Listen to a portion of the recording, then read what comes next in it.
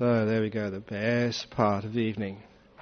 But an even better part of the evening is coming up now with this evening's Dhamma talk.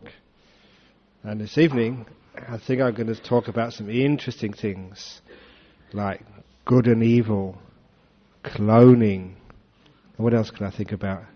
And conflict in the world. So don't go away, folks. An interesting talk this evening. Okay, I think most people are settled down again now after the meditation is finished. Last week I gave a talk about, what was it? It was about Buddha nature and original sin. So today I'm going to give a similar subject, but again a different spin on that subject, good and evil in the world. Because I've been reading the newspapers at my monastery. Monks do get newspapers, mostly to look at the cartoons, which is what we look at first of all. We're sensible monks. Wizard of Id is one of my favourites. And also we look at see what's going on in the world. And one of the things which has been hitting the news recently is this weird sect in the United States. I don't know why all the weird sects are in the United States, but they tend to gravitate there. And a cult which is supposed to have cloned the first baby. And so everyone has been talking about cloning again, and say how evil it is to clone things.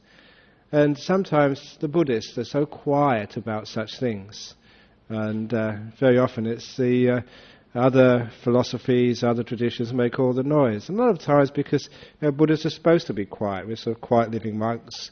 We don't have the internet at our monastery. But it needs actually to be stated what the Buddhist position of these things is, and what the Buddhist idea of good and evil is. But as was mentioned in brief at the end of last week's talk, like original sin, there is no such thing as sin in Buddhism. All we have is like delusion, stupidity, ignorance, and not seeing clearly. And that's really just a problem which from the time of the Buddha was pointed out as the root cause of the problems and difficulties and suffering of human beings. Not seeing clearly, not understanding properly. And very often all of our ideas we just take from others. We're so easily influenced by what we read and by our prejudices. And so a lot of times there's no such thing as original sin. You might call it just original ignorance or original stupidity. And the same with good and evil. Really, that good and evil is just wisdom and stupidity. From wisdom, from seeing clearly, from enlightened wisdom, there we get all the compassion, the kindness, the love, the peace of the world. And hopefully those of you who've been coming here for long enough just know with a little bit of Buddhist wisdom that it can create so much happiness in your life, so much sense of freedom, and so many problems of our life, whether it's in the workplace or within our family or within our own body, can so easily disappear just through seeing clearly. And we realise just how stupid I was not to really see what was going on, and realise I created my suffering. It's one of the great teachings of Buddhism. You can't blame anyone else for the suffering in your life. You are completely responsible for your happiness and suffering. You're not so responsible to other things which happen to you in your life, your sicknesses in body, accidents, things which go wrong in your life, but you're least responsible for your happiness and your suffering. You can actually do something about that at all times. Even if you're sick, even if you've just got divorced, even if you're bankrupt, even if you're dying of cancer, even if you've got no place to sleep tonight, you can still be happy. You can still do that. I've seen people do that. And it's marvellous when you actually to see that, to show that it is still possible to be happy, even in the most unlikely situations, because you are in complete control of your happiness. As the Buddha said, even though the body is sick, the mind doesn't need to be sick. So a lot of times when we think about good and evil, we think that somebody else's, their evil machinations, their evil desires and their evil acts are creating problems for myself. Please never blame anybody else. The law of karma in Buddhism says, you get what you deserve. What you get, you deserved. It's hard teaching sometimes. When we look at it, we say, yeah, actually that's just quite right. I got a cough last week, because I was working too hard, I wasn't resting. I deserved it. And there's a saying, when you're happy, or your happiness, you deserve that. All those kids who've got their TE results and done well, you deserve that, you worked hard. And all the ones were very disappointed this weekend. Why was that? Because they partied too much instead of coming to the Buddhist Society. We've got a couple of really good kids who got good results from the Buddhist Society. So, we always get what we would deserve. So a lot of times when we talk about good and evil in the world, it's really like delusion, stupidity. And that creates so much problems in our life, especially the mental problems. The anger, the despair, feeling upset, the lack of happiness, the stress, those are all inside, the way we react to the world in an unskillful way. And all the happiness, the good, comes from wisdom. And from wisdom we realize that's just how we can create just a happy world inside of our body, no matter what's happening to us. We can create a happy world in our family, no matter who we live with. We can create a happy world in our community. We can create a happy world on our planet, if we weren't so stupid. So, stupidity is the root cause. And this is what the Buddha said, avijja, from ignorance, delusion, stupidity. That is the cause of suffering, the root cause. So when we put these ideas of good and evil, stupidity, into the real problems of life, like cloning.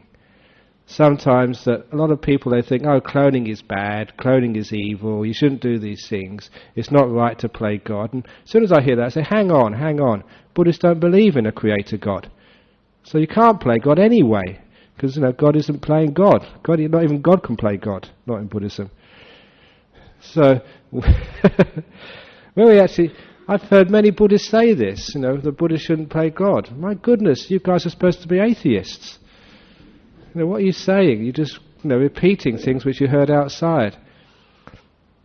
So instead of just following what other people say, what you read in newspapers, think what actually is cloning anyway. As far as Buddhism is concerned, with straight Dharma, all cloning is doing is just creating another vehicle for a stream of consciousness to come into and occupy for this lifetime. Even when you create babies, you're not creating a life. You're creating a body. And that being who comes into your womb, into that baby which you give birth to, any mother would know that hasn't come from them. My goodness, that some mothers and fathers, such wonderful people, they get monsters for children. And sometimes some parents are monsters themselves. And they get wonderful kids. And where did those kids come from? My goodness, they didn't come from the father or the mother. They're completely out of character with their parents. Have you ever seen people like that? I have. My father and my mother weren't monks. Look at me now. Completely out of character. But nevertheless, when we actually see, just understand, according to Buddhist theory, and it can be proved, it has been proved, and you can prove it for yourself if you want, we don't come into this life with a blank slate. To say that all beings are created equal goes against Buddhist wisdom. We're not created equal. We're not created. We come into this life with the karma from our past, with all the experiences from many lives. We come into this life with our tendencies, with our proclivities, with our potentials. And any sort of mother with a young child would know that some kids have got different tendencies than others. They've got different potentials. What they do with those potentials and those inclinations is something else. But I think each one of us can actually see that for ourselves.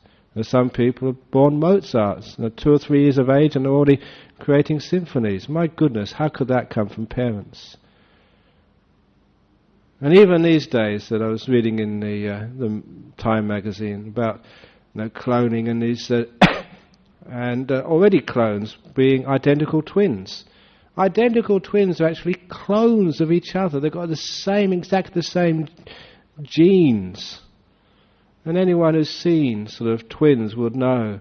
Identical twins. They're only identical in their looks, in their body. Their characters and personalities are so different.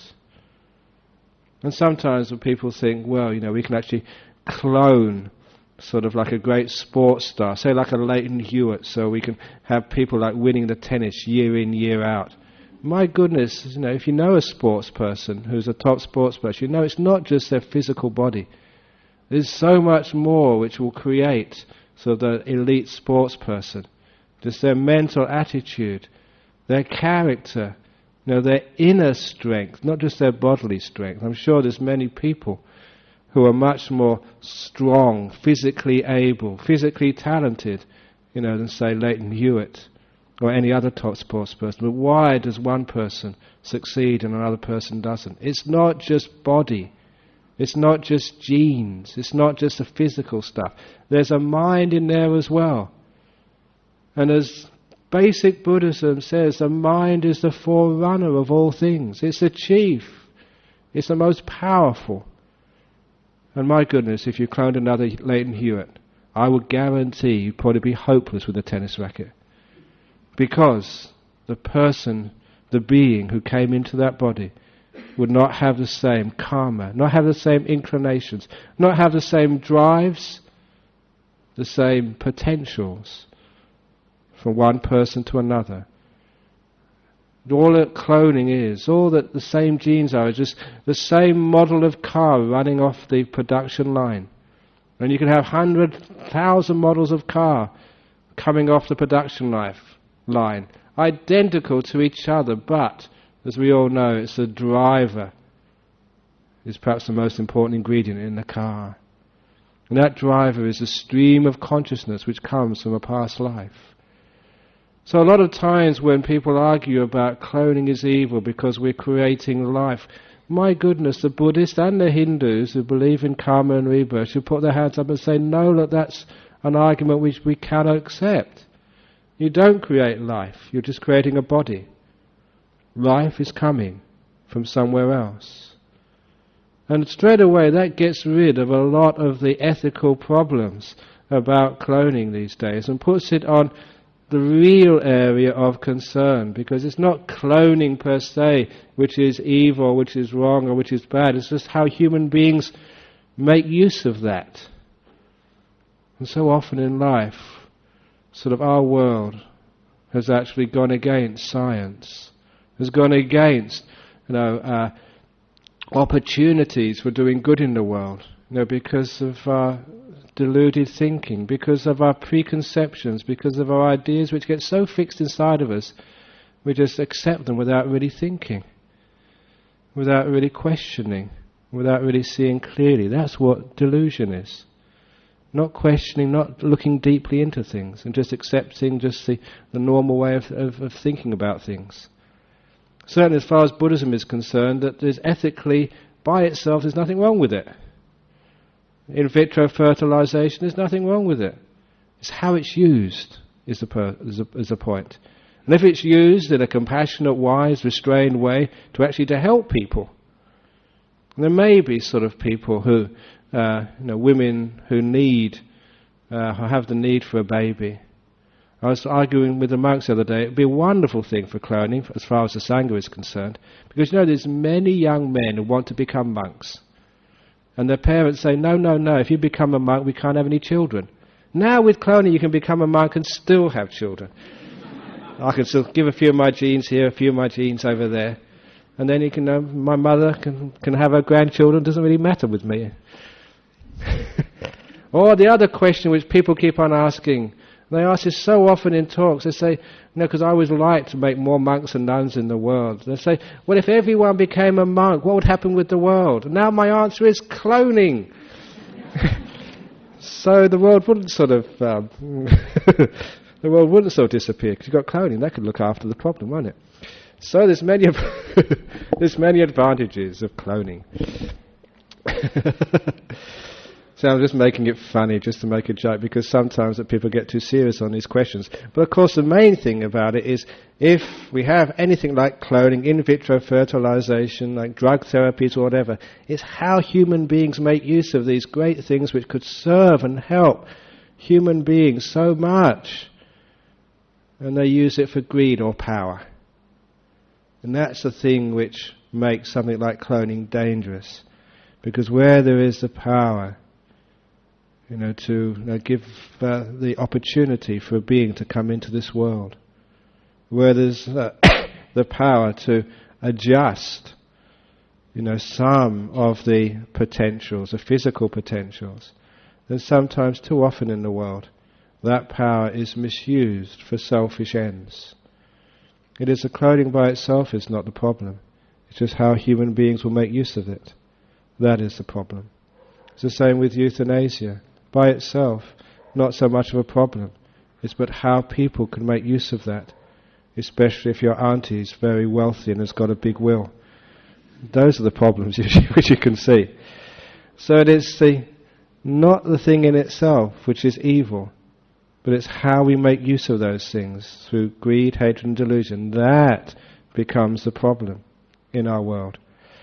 And it's the same with some of the inequalities in this world, which sometimes we think upon as being evil or being wrong.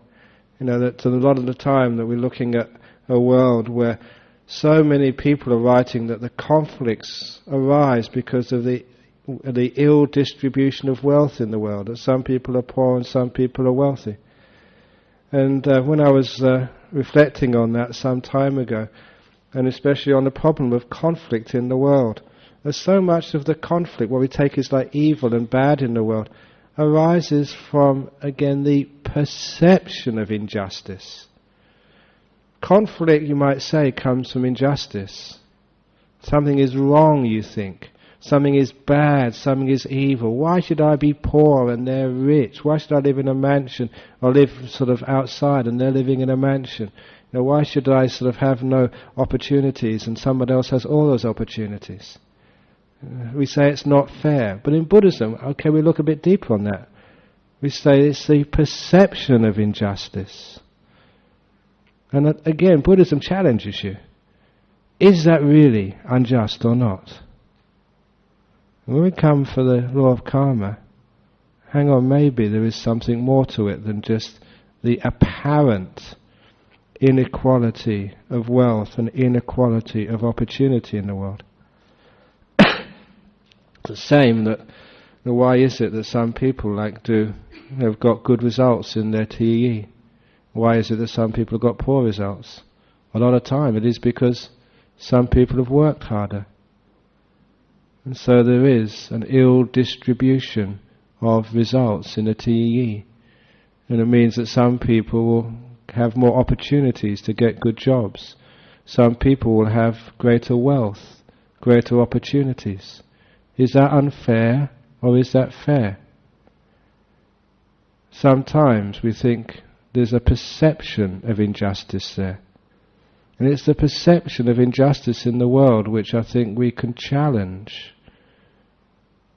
Can the world ever be equal? Is that the only way we can have justice in this world? Or is there a deeper justice in this world? A justice which is born of the law of karma, that we do actually earn our place in society. We do earn our wealth, we do earn our talents, we do earn our freedoms and our opportunities. And if you are a Buddhist, and if you know these things, you say, my goodness, so much of the inequality of the world, which people use as an excuse for violence and conflict, so much of that it's a misperception of what's going on. And that misperception means that it's unjust and it's somebody else's fault. When we get the misperception of injustice and we think it's somebody else's fault, somebody else is to blame, it means that we don't do anything to help ourselves. That we want to sort of blame, hurt, sort of take revenge on another person. And that is the root cause of much conflict in the world. Blaming others again, rather than taking control and responsibility for our happiness and for our destiny. So a lot of times that you can even see in one's own life, just in a microcosm of a family, there are many times perceptions of injustice. Why me? And of course you always know the answer to the Buddhist answer to the question, why me? It's why not?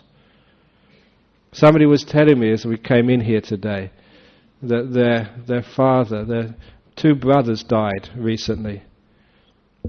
And he was saying, no, why didn't I die? I'm older than they are. My goodness. And I thought, when people don't die, they say, why not me? And when they do die, they say, why me? We're never happy, we're never satisfied. We get sickness, we say, why me? When we don't get sick, we say, why not me? Isn't that interesting, just our concepts of justice and fairness in the world? I can tell you why not you. Because sometimes in that life you made some good karma. You've made the reasons why you have a long life. And sometimes the reason why we die young is because sometimes in this life or a previous life we've made the causes, the reasons for a short life. When actually you bring in karma and rebirth into the ethics of life and into justice and injustice, it changes the whole framework, the whole way we perceive justice and injustice in the world. It changes the whole thing. It doesn't make life fatalistic, because sometimes people think, oh, that means karma. It's my karma to be poor, it's my karma to be stupid, it's my karma to be diseased, it's my karma to be disadvantaged. Remember, the law of karma just gives you the ingredients of your life. What you make of them is the karma of this life. So that's not the Buddhist idea. Buddhism is not fatalism. But what Buddhism is saying, yes, you can understand where your situation has come from, why you are where you are right now, why you have your abilities and your disabilities. You can understand where that comes from. If you could learn enough meditation and get your mind peaceful enough and still enough, you can actually access your past lives. You can know that for truth, for yourself. You can see the karma, why it is these things happen to you, or have happened to you. But the wonderful thing about the law of karma is you can still do something with that now. It's not so much blaming somebody else for the situation you're in. If you blame someone else for the situation you're in, if you look upon it as unjust, and you're in conflict with somebody else because you're blaming them, you just make matters much worse. And you're putting off the job, the task which needs to be done. Because no matter what your situation you're in, you can always do something about it right now. Not somebody else, but you can. Too often we blame others. And as long as we're blaming others, we're not doing what it takes to get out of our situation. If you're in a swamp, drowning, and you blame others, someone else for pushing you in, they shouldn't have pushed me in, why did they push me in? You're wasting time. You should be swimming and struggling to get out, instead of blaming somebody else. So what the Buddhist idea of karma and rebirth is that, okay, this is the situation we're in, what are we doing about it? So we never look at anything as being unjust. We say, this is what's happened to me. Don't say, why me, why me? There's some karmic cause there. The perception of injustice is usually ignorance and delusion. Now, how can I make use of this? Like sometimes in my life as a monk, sometimes I think, why do I always have to give the Friday night talks? Why do I always have to talk to people afterwards about their problems? Why do people with marriage problems always have to come to me when I've never been married? That's why I didn't get married. That's why I became a monk, to get out of all that sort of stuff. When people come and ring me up, and why do they always bother me? Sometimes they ring you up in the evening and they want, counselling over the phone, dial-a-monk service we've got these days. Why is it always me? Why do I always have to go overseas and do these tours? Why always? I saw that years and years ago when I was a young monk, when sometimes the senior monk would give me the washing to do, because it's part of our monastic tradition. We look after each other. The idea of seniority, whoever's your teacher, you really look after. And you do your duties to a teacher, like you should do duties to a parent. So that it's very rare I have a chance to wash my own clothes, because the other monks, would take them and wash them for me. Even sometimes they ask, "Can I wash your robe?" Even when it's clean, I let them wash it, because they need to make merit. So it doesn't really matter. And when I was a young monk, this abbot would so often give me his robes to wash. And of course I found myself saying, why me? There's other monks in this monastery. Why is always me has to wash these robes of this big, dirty old monk? He's old enough to wash his own robes, moan, grumpy. This is unfair. I thought that was not right. Until, I was actually the perception of injustice. And I realised afterwards that somebody actually told me, said, look, that's not the way of looking at it. If you look upon it that way, your whole life will end up being miserable, resentful. You'll be an angry person. And isn't that how many people live their lives? Why me? Why do I have to do all these things? Why does it always happen to me? Why is it me always has to wash the dishes? Why is it me always has to do this? In married life, if you start doing that, that's divorce is next week. You're on the wrong track. Instead of that way, I was told, look, this is a marvellous opportunity to do service. Good karma is like helping your teachers. Like doing something for somebody else. It's compassion in action. It's not just sitting there, may all beings be happy and well. It's actually doing something they can may be happy and well. And that sort of changed the whole attitude I had to service. And instead of thinking, why me, I thought, what a wonderful opportunity that was to make good karma. To do something for somebody else, to wash somebody else's clothes for them. So they could spend more time teaching others and helping solve the other people's problems. And so I changed my whole attitude. Not only was it more fun to wash those robes, also it went much quicker, I was much happier, and I was learning a very powerful lesson in life. Instead of being resentful for all the apparent injustices which were heaped upon me in life, I looked upon all of those things which once I didn't think were fair as wonderful opportunities to work with in life, to accumulate more good karma, to do more good things, to help to serve and do more in the world. And that's been my life for many years.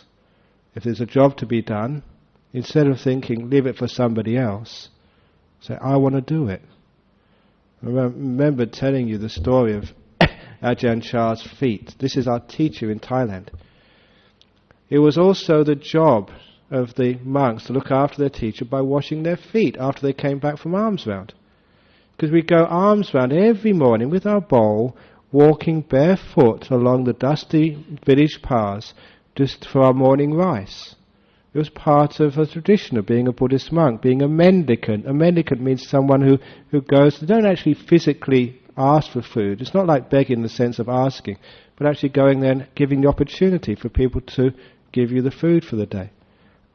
So that's why we didn't need any money. And after coming back, it was a job of the junior monks to actually to wash the senior monk, the teacher's feet.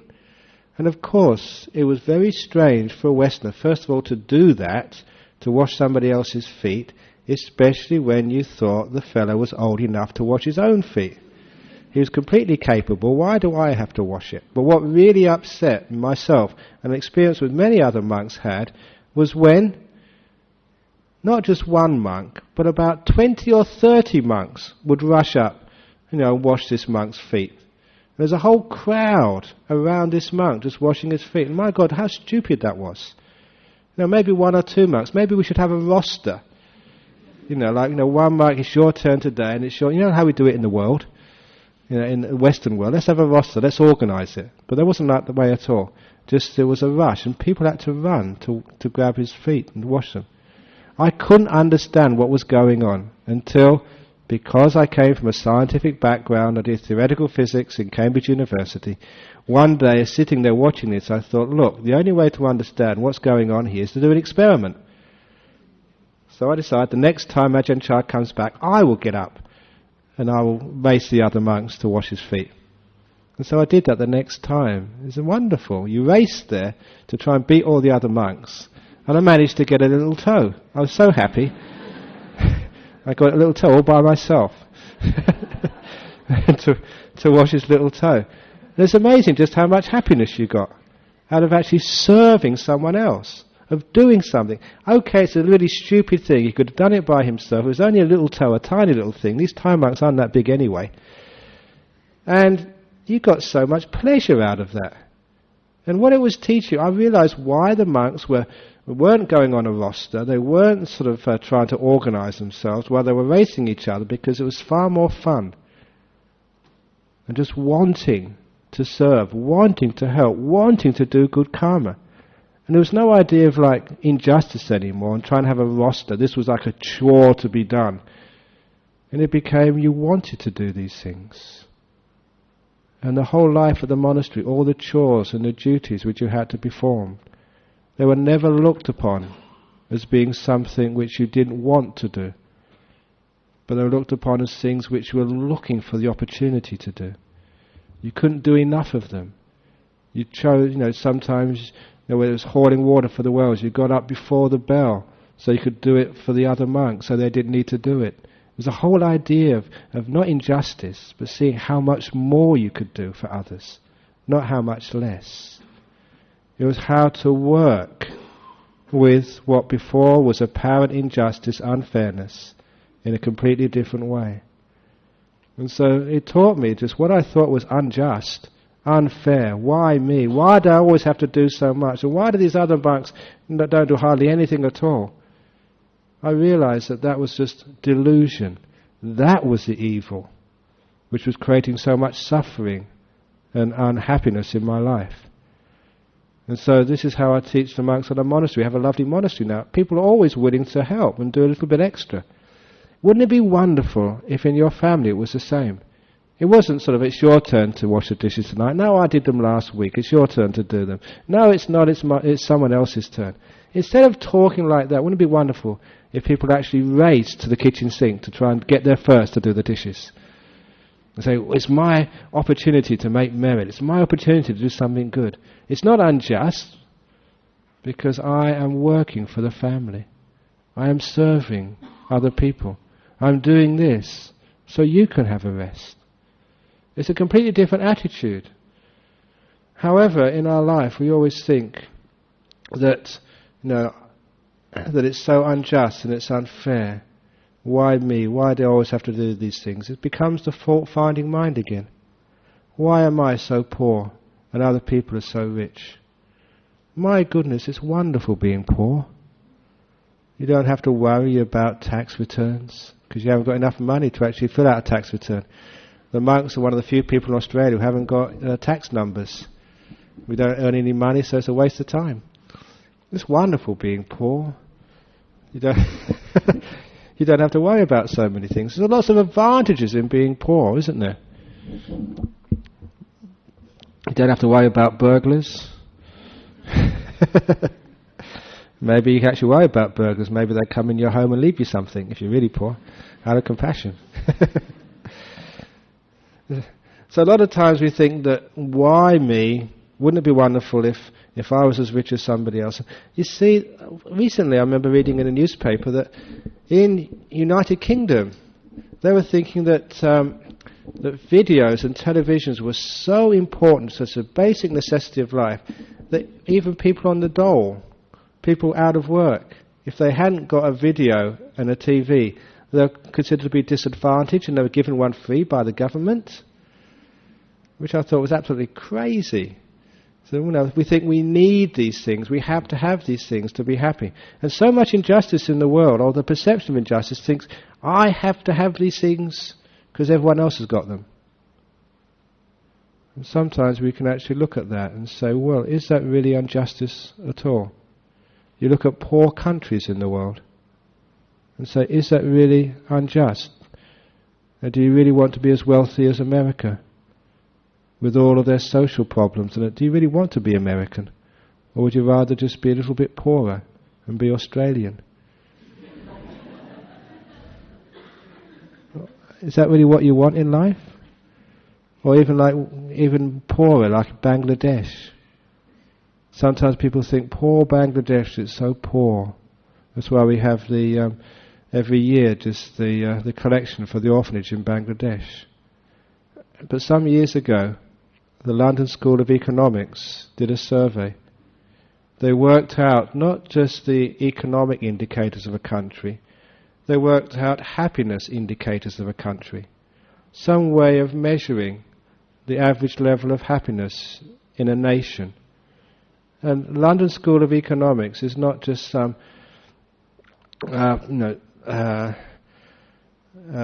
university with no prestige in the world. This is a well-known university with some amazingly smart professors and lecturers. And having worked out some way of measuring a country's happiness, some indicators, then they applied those criteria to every country in the world to find out who was the happiest country. And when they took in not just the economic state of a country, but doctors, nurses, family, general states of happiness, the country which came out as the happiest country in the world was Bangladesh. According to the LSE, their happiness levels exceeded other countries. And it was so startling that when I read that I couldn't believe it, but that was true. Sometimes we think how unjust it is to be born in such a poor country. But is it a poor country?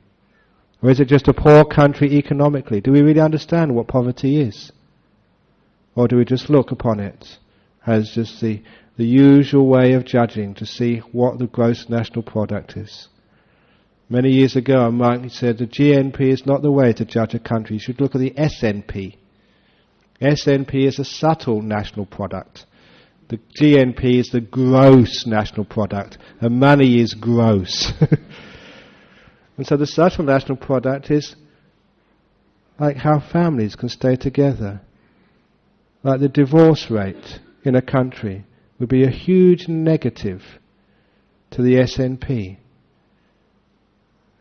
The amount of misuse of drugs and alcohol would be a huge negative to the SNP. It shows there's some deep emotional problems there. The suicide rate would be an indicator of the SNP. Low suicide rate would be high SNP. A big suicide rate would mean there's not a happy country at all. Those sorts of indicators, if we applied those to countries like Australia, how would we rate? So you can understand just the happiness quotient of a country. So when we talk about justice and injustice, fairness and unfairness, my goodness, isn't this starting to look at this social justice in a different manner, a different way? Because those factors of wealth, maybe we can't do much about that, but the factors of living in harmony with our partners, with our family, looking after our mental health by right attitudes, so we don't commit suicide, so we don't get depressed, so we don't get this anger at ourselves that we need to go and distract ourselves with drugs and alcohol. When we don't have those problems, maybe that's a way to have a wealthy society. So when we talk about the injustices of the world, what are those injustices? Perhaps we are living in the poor world. Perhaps this is the third world in social terms. Why is it that people can't live with each other these days in a family? Relationships are just so hard these days. Why? And again, it's because there's another way of looking at these relationships, not the fault-finding mind, which we keep on looking at our partners in such a way that after a while we just can't stand them any longer. We want somebody else. Our jobs, our bodies. There's another way of looking at these things. And so when we think it's not their fault that our relationship is not working, it's not somebody else's fault that we're unhappy, it's our fault. We do something about this. And that becomes like taking responsibility, the Buddhist law of karma. We can do something. And when you actually take that responsibility for your happiness, and you say, I'm going to learn how to live with other people. Even living in a monastery. There's sometimes, it is in a sense like married life. You're living with all these other people, And sometimes you don't choose them. If they want to come and join the monastery, you allow them to come. And you have to live in peace and harmony with these people. Those of you who come to visit my monastery, how many times have you heard the monks arguing and shouting at each other? Never. But if you go and visit home, how many of you over Christmas visited your family and heard them shouting and arguing at each other? Isn't it a shame? Why is that happening? It's because, like in a monastery, we've got other ways of dealing with these problems. Ways of wisdom, forgiveness, loving kindness. We take responsibility.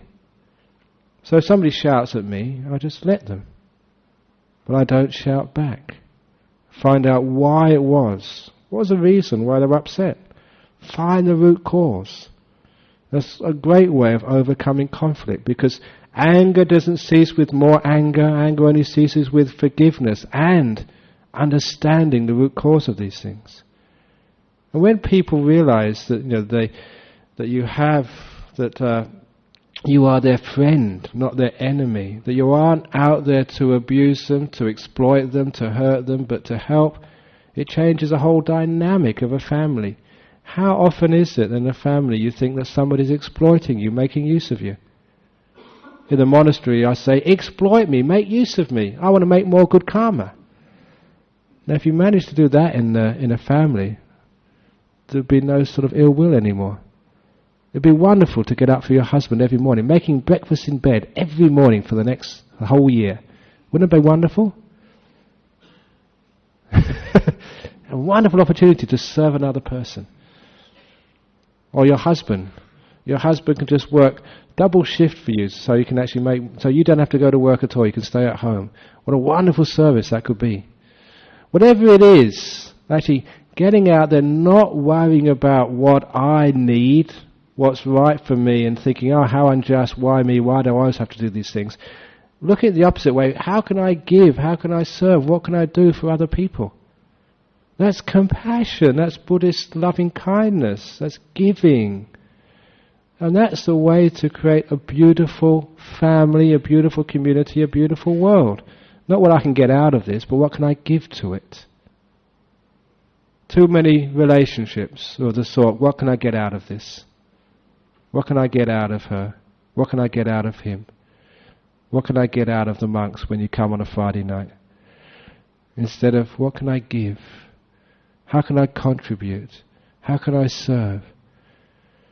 And if your life is, what can I get out of life, not what I can give to life, then you're missing the point of life. You have this great opportunity, being born as a human being, to serve, to give, to your partner in life, to your children, to your parents, to society. Don't miss that opportunity. And if you know that, you realize there's all this perception of injustice in the world. It's not injustice at all.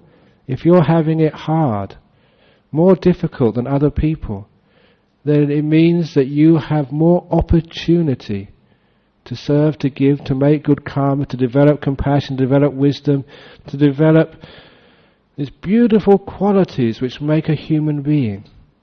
If you're born with a silver spoon in your mouth, as they say, talented, rich, smart, you don't have as much chance as other people to do good, to learn compassion, learn wisdom, learn endurance, learn all these great spiritual qualities. So it turns around the idea of injustice. It turns it around and says, wow, isn't it wonderful that what I once thought was disadvantaged is actually the opposite, is being advantaged. More opportunities to grow, to learn, and become a happier human being. It's tough, yeah, but you learn so much more. It's the common advice I give to people who are in problems, in trouble, got cancers, had sexual abuse or whatever. My goodness, you've got greater potential than those people who haven't had those problems. You've got the greatest potential if you make use of that. If you take that on and grow from it, learn from it, to grow in the beautiful qualities of compassion, wisdom, endurance. Isn't this what life is all about? To see how much you can do. Harder test It's a much stiffer exam. But of course, the harder the test, the stiffer the exam, the more you will grow. So when we look upon like the inequalities in the world, the injustices in the world, sometimes I look upon those things, are they unjust after all? Or is it just our perception which is wrong? When we say, why me? Why does this happen to me? This is unfair. Is it unfair? Instead of saying it's unfair, let's put it down to karma from the past. If that's happened to you, if you're born in a poor country, perhaps it was because you were stingy, you were mean in the past life, you were lazy, you didn't do very much for other people. So you have to learn what it's like to be poor. What better way to learn the need for generosity, to know what it's like to be hungry? Because my goodness, if you've been hungry, you haven't eaten for a few days, do you think you could ever pass by someone else who's hungry when you know how it really feels? When you've been sleeping out in the cold with no friends, with no relations, with nowhere to go, when you really know what that's like, could you pass by someone else who was homeless and cold? When you know how lonely life can be, would you ever turn away from someone else who needs a friend? Isn't so much of compassion learnt by experiences of pain, loneliness, hunger, suffering? It can be, but too often we waste the opportunities by saying, it's unfair, it's unjust, I want revenge, who did this, this is not right. So this is actually how we can do and learn from these injustices. And we actually make injustice into something completely different. Instead of having wars, instead of trying to solve injustice in the world externally, try and encourage people to make use of the situations and the lives we're in.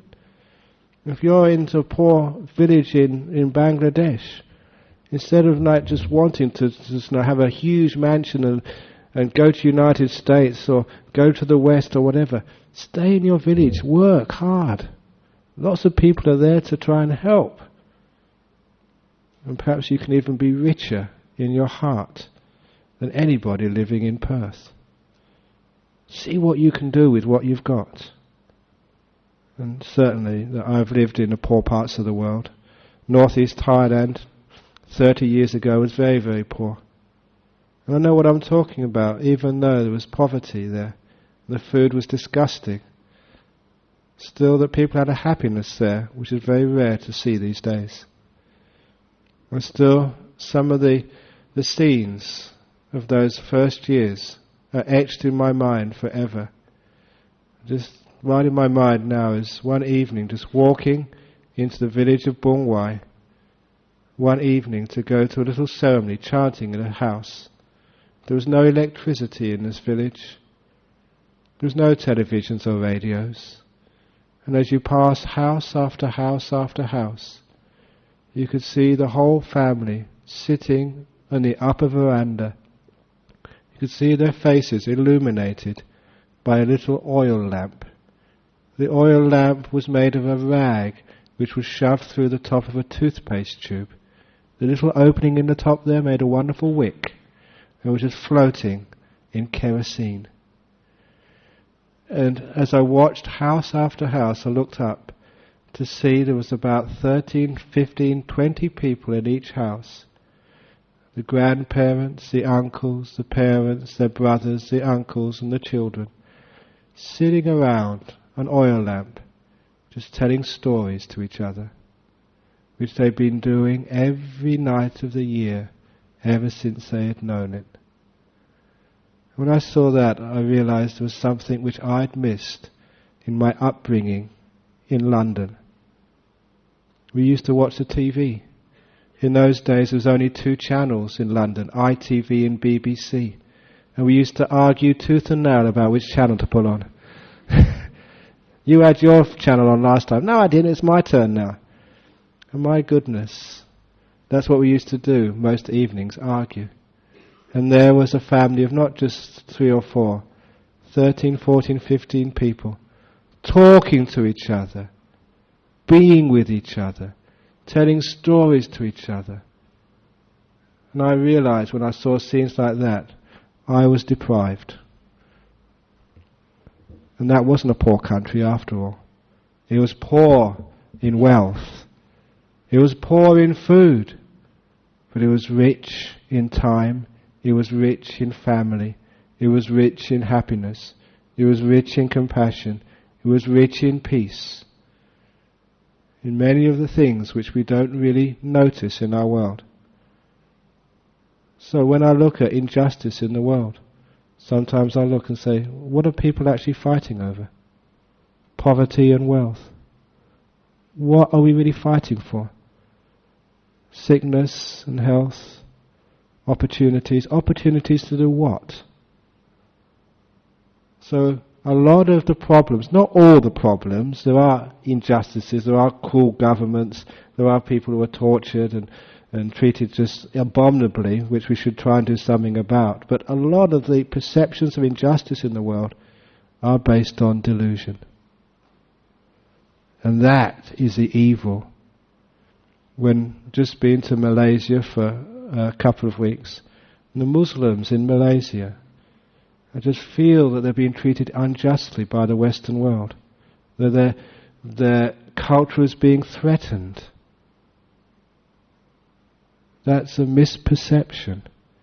But that perception of injustice is being cruelly exploited. And it's causing huge problems in our Western world, in the whole world. How many wars start because of perceptions of injustice, when really it's just a misperception? So, a lot of the ideas of good and evil in the world, good and evil, there's no good and evil. It's wisdom and stupidity. Not seeing clearly, not thinking for oneself, not looking deeply into things, and seeing things in a different way. Not as you've been taught them, not as it says in the newspapers or the TV, not as in the books, but seeing it in your own way. To be wise, you have to be rebellious. Going against the stream of the world and seeing it for yourself. So don't go around, just aping what I say. Those people who disagree with me, I love you so much. Because you're at least thinking for yourself. And that way you're challenging, you're looking deeply into things. And maybe you may find that, with karma and rebirth, and with the opportunities to value the spiritual qualities in the world, and not so much the physical qualities of long life, of possessions, and just the ability to have as many desires as you want fulfilled. Those aren't the real freedoms of the world, as I keep on saying. That's the freedom of desire. The freedom from desire which you find in a loving relationship with family, at peace with one another. Just at rest. When you're free from desires, free from problems, free from difficulties. Those moments of peace are just the most wonderful times of your life. When you're so content you don't want anything else. That's the real wealth of the world. Contentment. So when you look at injustices in the world, is it because you're not really understanding what justice truly is with the law of karma? And one thing you can actually say, no matter what you've got to deal with in life, is always a possibility of enlightenment at any moment. It doesn't really matter if you're sick. It doesn't really matter, if you're poor. It doesn't really matter if you haven't got a home to stay in. You can become enlightened at any moment. In other words, you have the potential for real freedom. When everyone has that potential, then you can't say that there's injustice in the world. Everyone has the opportunity to be at peace, to make beautiful minds of themselves. So, a lot of evil in the world is just stupidity. Not really seeing things clearly, not seeing things properly. And because of those perceptions of injustice, whether it's in the Muslim world, whether it's in poor people, rich people, advantaged, disadvantaged. What was it just when I first came to Australia? There was a big strike up in the north in one of the mines. And it was because they only had vanilla ice cream and they demanded chocolate ice cream. And the company, I forget which mining company it was, said, no, you can only have vanilla ice cream. So they went on strike for a couple of weeks. Because that's not fair. We demand chocolate ice cream as well. See, perceptions of injustice. How stupid some of them are. That's an extreme. But do you think you've had a hard time this week? Do you think you've been treated unjustly? Do you think that life is unfair? Now I ask you, is it fair? And I say, yeah, it is. So stop complaining and do something about it. And you can make so much of what you have in this world. Instead of complaining, getting negative, getting depressed, suicidal, divorcing, and going into drink and drugs and all these terrible things because of the wrong way of thinking about injustice. Good and evil, cloning, think it out for yourselves and see if there's another way. So that's the talk this evening on good and evil, cloning, and solving all the world's problems this evening. So the world's problems are all solved, everything is fine now. What a wonderful way to start the new year. Okay, that's the talk this evening. Now, I hope there's some questions. No, yeah, it's saying that if you haven't got a roof over your head, if you haven't got any food, stuff like that, it's not possible to get enlightened. The only people who can't get enlightened according to Buddhism is if you killed your parents. That's supposed to be such heavy karma, you can't become enlightened in this life. Or you created a schism in the Sangha, or killed an arahat, things like that. But no, it's not just if you are very hungry. There was this wonderful story of this, in the time of the Buddha, there was a famine, and there was a monk, because of he was keeping his rules very strictly, even though there was some food which had fallen from a tree, and he was just really starving. He refused to pick it up because it hadn't been properly offered. And so he was like lying down there next to food, but because it hadn't been offered, that he was starving, almost passing out. And a lay disciple saw him, and saw him just so weak and so hungry. He decided to take him back to his house and give him a feed. But the monk was so weak, too weak to walk. So the lay person just put him over his shoulder. He was just so weak and so thin, there was hardly any weight at all. And as he was over this lay disciple's shoulder, he was just thinking of just that how he'd renounced sort of his desires to keep his rules. And that created so much happiness inside of him, like the mental happiness, that his mind got into a very deep state of samadhi, of like bliss, and he became enlightened over the shoulder of a monk, shoulder of a lay person. So even in hunger, starving, sort of, he became enlightened. And not enlightenment, but I noticed even like being very, very sick, you can get into very deep meditation, because I've done that myself when I had scrub typhus once. So sometimes that the people who find it hard to meditate are those ones who are the very busy ones, who live very complicated lives. Basically Westerners. Because we do think so much, don't we? We're disadvantaged by our education. When it comes to some of the, we know so much that we feel too little. We always want to give things names rather than just knowing it, just feeling it, experiencing it. So a lot of times that you come across some simple villagers who've only gone grade 1, 2 or 3, and you teach them a little bit of Dharma, they understand straight away, because they haven't been complicated by their life. And also, we see so much television that many of our ideas and views are completely conditioned by what we watch on the box. And that's why people do manipulate. That's why I have political advertisements, actually to manipulate you and get you to look at things in a certain way. And that's why I wanted to bring up cloning. Because how many people just think cloning can be good? You ask a person, no, cloning is bad, you can't play God. They're just repeating what they heard other people say without really thinking what they're saying. So I like to challenge people that way. And yeah, everyone has the opportunity to become enlightened. Unless you've killed your mother or father. So if you haven't done that, you're okay. And so, it's just, sometimes it's more of a challenge. And I notice that sometimes people who are more challenged in life, that actually encourages them to put forth more energy and effort into what they're doing. And if the task is easy, they get very lazy. So, in my early life as a monk, it was very tough. As far as food, accommodation and medicines were concerned. Medicines, there weren't any. We just expected just to tough it out. And the food was disgusting, as I've said many times in the talks. I won't repeat all those frog stories and rotten fish stories. You've heard them many times. It was disgusting food I had to eat. In fact, I was told when I first get there, don't ask what you're eating. Because if you knew, you'd be in big trouble. So thankfully I didn't ask.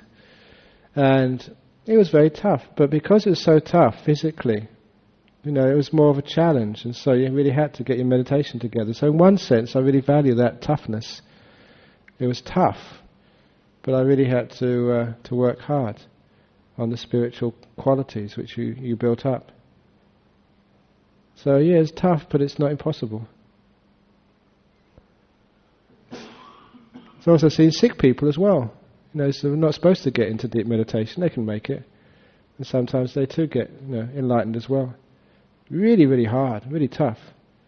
But okay, when the chips are down, you really go for it. It's with your attitude. You can very easily, when things are very hard, think, oh, poor me, why is this happening to me? This shouldn't really happen to me. We should get better food in this monastery. I should have more time. Why don't people love me? Blah, blah, blah, blah. That is the problem. And if instead of thinking how unjust it is, we think, okay, what am I going to do about this? There's always something you can do. And that's a wonderful thing which I found in life. It's in Buddhism. Rather light a candle than complain about darkness. There's always something you can do.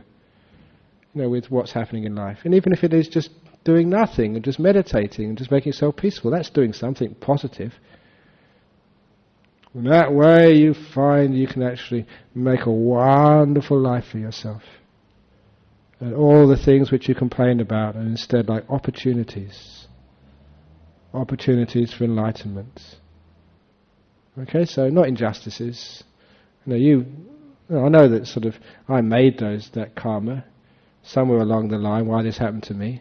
It's interesting that sometimes this karma and rebirth, once you actually bring this into some of the problems of our life, whether it's euthanasia, whether it's cloning, whether it's wars, senses of injustice, you bring karma and rebirth into the equation.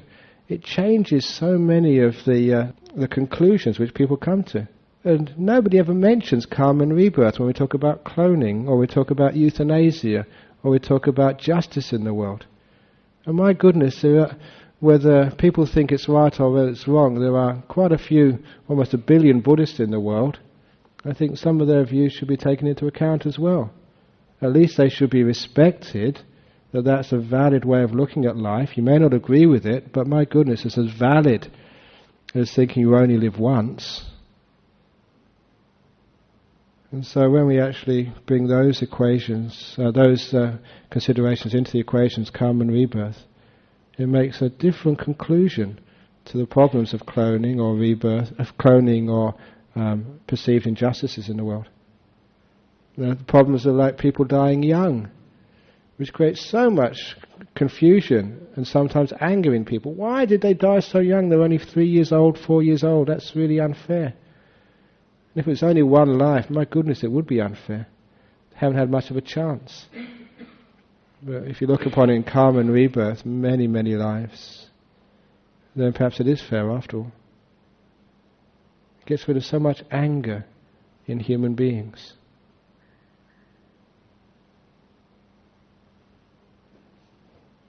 Thanks for that question. He always gives really good questions. Yeah. Thanks. Yes. Next question. Yeah, Eddie. What do I think of Saddam Hussein and Bush? We can learn a lot from them.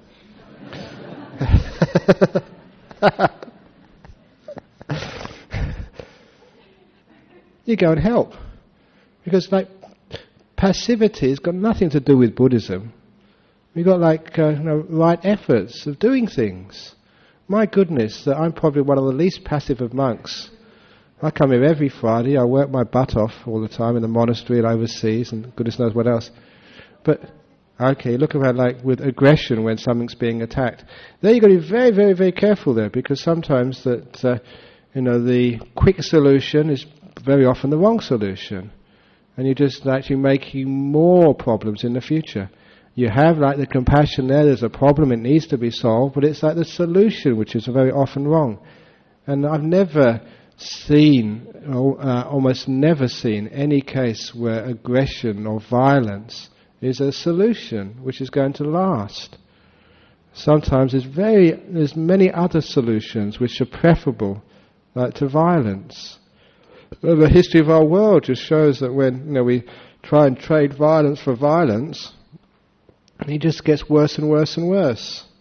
And there's no solution after all. Look at sort of Palestine and Israel. And my goodness, they all justify their aggression to each other because they think it's necessary. But it never works. And look at people's lives when your wife or your husband sort of shouts at you, and I'm not going to stand that, and you shout back. You can still be assertive. Find out the reasons why and deal with those reasons.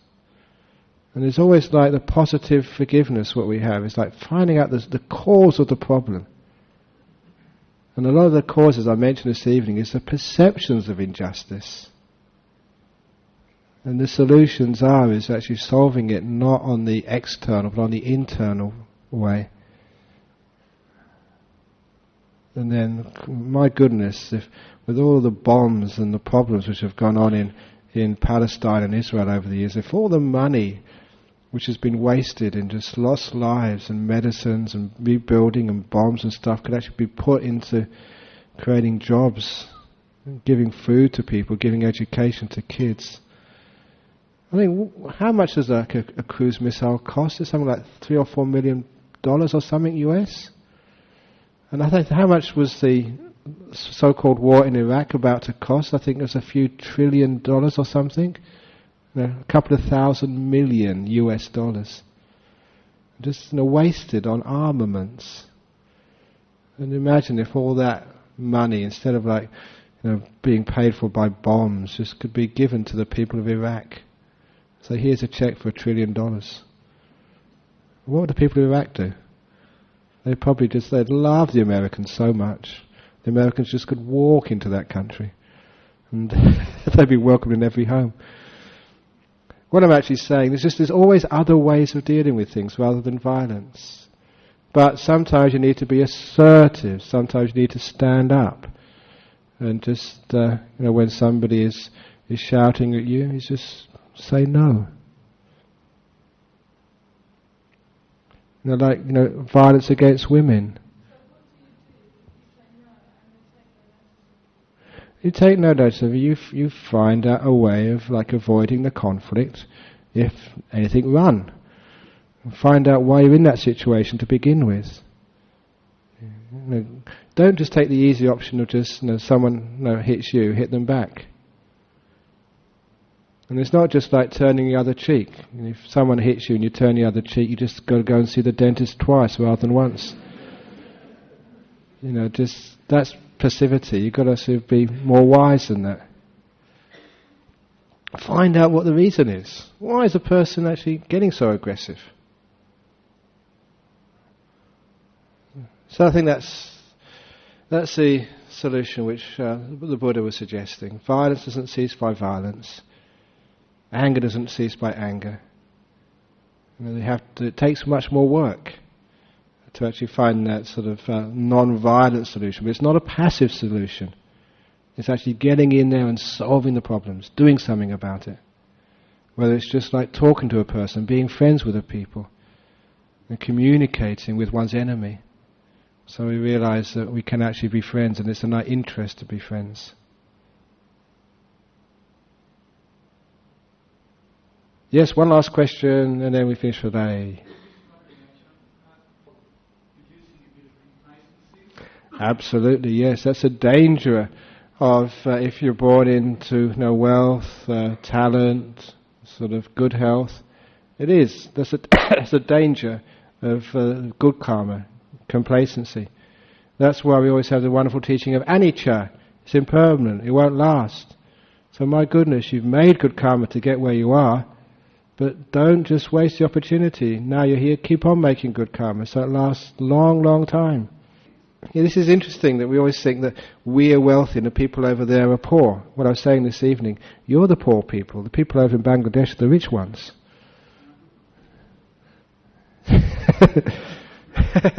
There's the poor inside, the spiritual wealth. In our Western world, we just look on the outside as a measure of our success. The size of our houses, the clothes, the amount of food we eat. But my goodness, look at the suicide rate in our country. The amount of people taking drugs, abusing kids, divorces, people having to go to therapists. No, that is sickness, that is a sense of not enough health there. But my goodness, we've got problems as well. And sometimes that those spiritual problems, those mental problems, they're eating at our society, through crime, through a lack of sense of spiritual well-being. When a daughter or a son hangs themselves when they're only 12 years of age, is that good? That's really more painful. When a baby dies of maybe sort of dysentery or something, maybe the mother can understand it's poverty, they can understand there was some sort of cause there. But when like a 12-year-old hangs themselves in the front porch, as someone did a few months ago. But it's good what you mentioned there, that sometimes when we are wealthy, when we are content, when things are going well for us, that is the result of your good karma as well. You deserve that. So you deserve your happiness. So delight in that. But remember that that's not going to last. So that's why they say that keep on making good karma. There's one of the Buddha's chief female disciples called Vaisakha, a very famous lady in Buddhist history. When she got married to her husband wasn't a Buddhist at all, but very wealthy. And she went around complaining, in our house we only eat old food, And her husband said, what are you saying, wife? We only eat old food. We get new food every day from the market. And she said, no, that's not what I mean. They say that our wealth, our happiness, our prosperity is from our past karma. We're not making any new karma. You don't let me go to the temple, you don't let me give alms. So we have to keep making new karma as well if we want wealth for the future. And her husband understood and also allowed her to give alms and also contributed himself. So our wealth, our prosperity, our good luck, whatever you wish to call it, we've earned that. So for our future, we have to keep on earning that happiness by building up the spiritual qualities which we call good karma.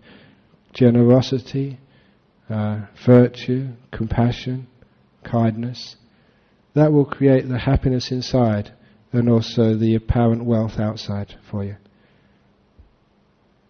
So it's important to keep on doing that, Otherwise, it's true, we do get complacent. And what we have, what we've earned, we lose very quickly. As they say, a fool and their money are soon parted. In the same way, sort of a deluded person and their good karma is soon used up.